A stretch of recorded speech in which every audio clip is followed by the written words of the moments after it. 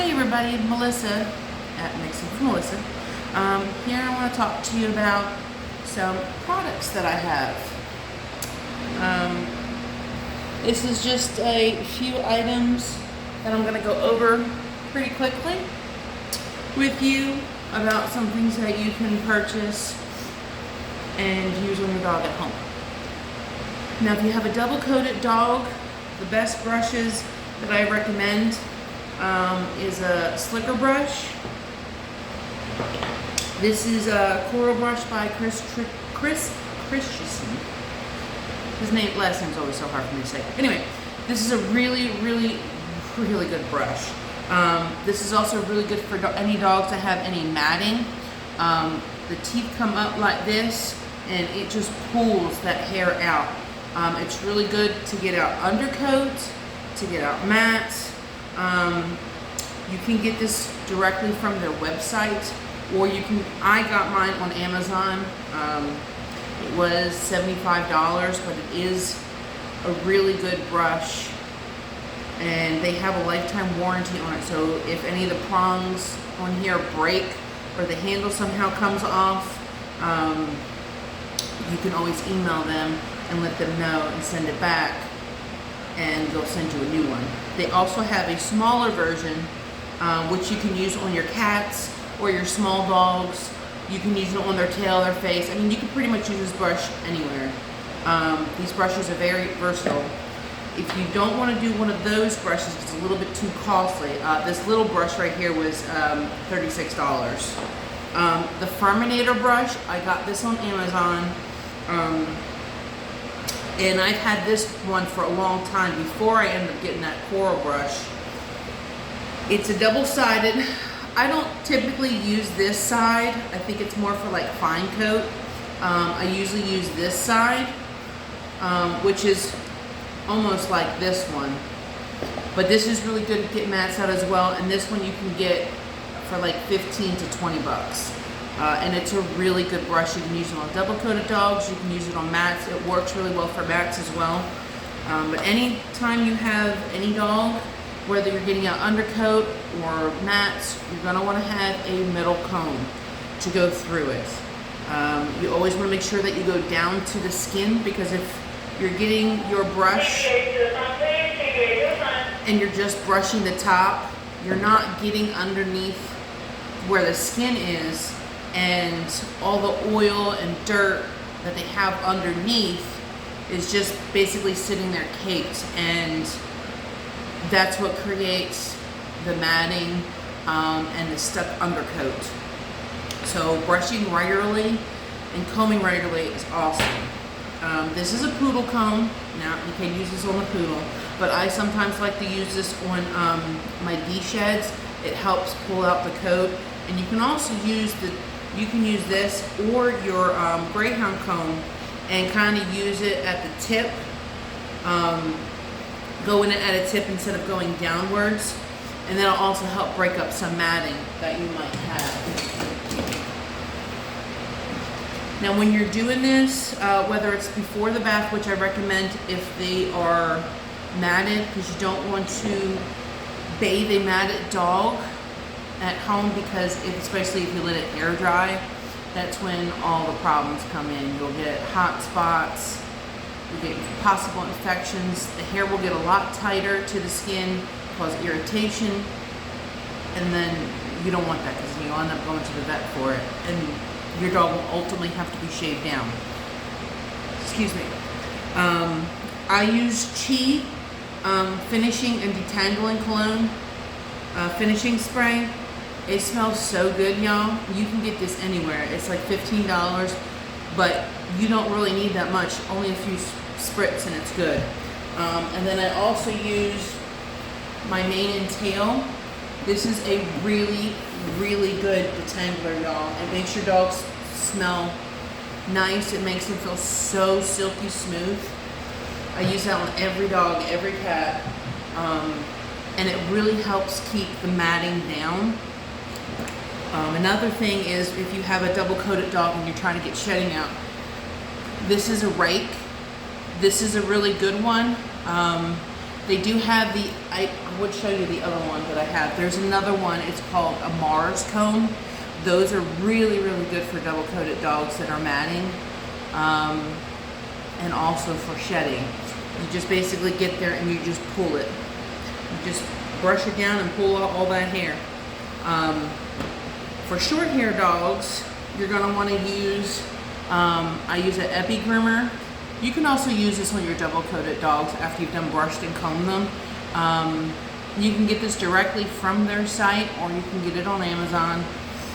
They have 3 sizes. This is the small, because that's the one I like, but I don't think I'm gonna end up getting the bigger one, because the bigger one's like really big.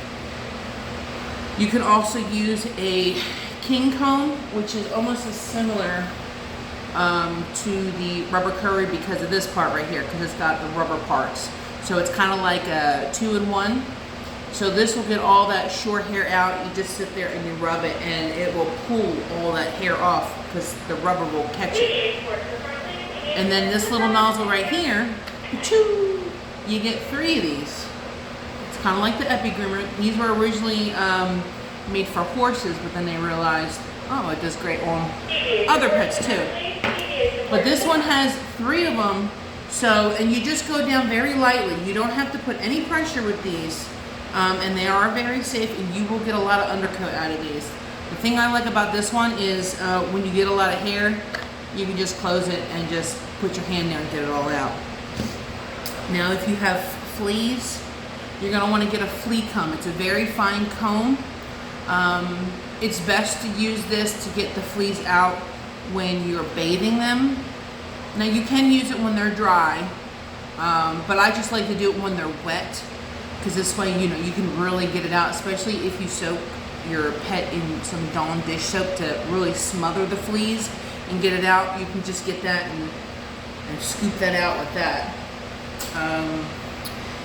Nail clippers. This is a smaller one. This is a Miller Forge. I don't know where my larger one went, but they do have guillotine ones where they're kind of like they're like this, but they have a circle on the top.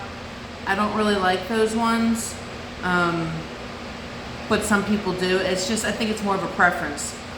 Now, whenever you get your nail clippers, they will have a back to it. I took mine off because I don't like it there, and I know where to stop for the dog to not quick it. But they will have a metal back there, so that when you're putting your dog's toenail in, you're not cutting a lot. You're cutting little bits at a time, which is what you should be doing, because you don't want to cut off too much, because you can quick your pet. Now, if you quick your pet, you're going to want to get some sort of quick stop, or you can use cornstarch or flour.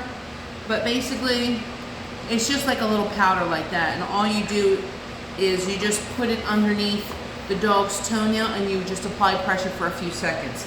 It's just to get the blood to start clotting. Another thing we're going to go over is ear cleaning. Now, when you're at home and if your dog has ear hair, what you can do is you can either buy an ear powder. You can get it from Amazon, any PetSmart, any pet store really. Walmart might even sell it in the pet aisle, but I'm not too sure on that, so don't quote me on it. But just get some ear powder in there, swish it around, and you can just pull out the hair with your fingers little bits at a time, or you can get a pair of hemostats. Just grab a little bit of the hair, tighten your thing, twist it, and pull. You can do little bits at a time, or you can just grab it all at one time.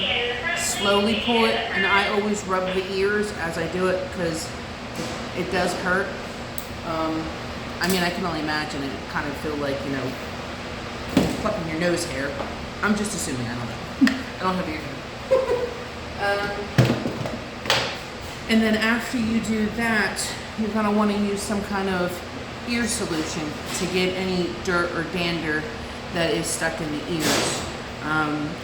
They also have wet naps or ear wipes you can use. You can use this with a cotton ball or a Q-tip, swish it in there, clean it all out, and then you're good to go. And then the last thing that I'm going to go over really quickly is toothbrushing. It doesn't really matter what kind of toothbrush you use, but you don't want to use human toothpaste. I cannot stress that enough. If you use it and your dog swallows too much of it, it can become a very serious matter. So you always want to make sure you use pet toothpaste. And then basically all you do is you put the toothpaste, you don't need a lot, just a little bit, and then you just want to do tiny little circles. You want to do little circles like this. Little tiny circles. And then after that you can spray, you can use a oral care spray, which is just like a fresh breathener. It helps continue to break down that tartar. And those are just some little things that you can do at home to help your pet, with their ears, their nails, and their coat. But I always recommend getting your pet groomed every 4 to 6 weeks. Cats maybe once or twice a year, unless they're really large cats and they have a hard time getting to their back end, which is pretty common. I would bring them in a little bit more frequently, especially if they mat up the back. So this way you can keep it under control, so you don't have to shave your cat and start all over. And sometimes the hair will come in patchy, and we don't want that. So that, and plus some cats don't like the grooming process. It's very nerve-wracking for them. Though there are some cats, I have quite a few cats that actually do pretty good. The dryer is usually their nemesis. So, but that's all for today. If you have any questions about your pet, what you should do or how to do it, and you need me to better explain it in a different video, leave a comment down below and let me know. Thanks for tuning in, and I'll see you next time. Bye, y'all.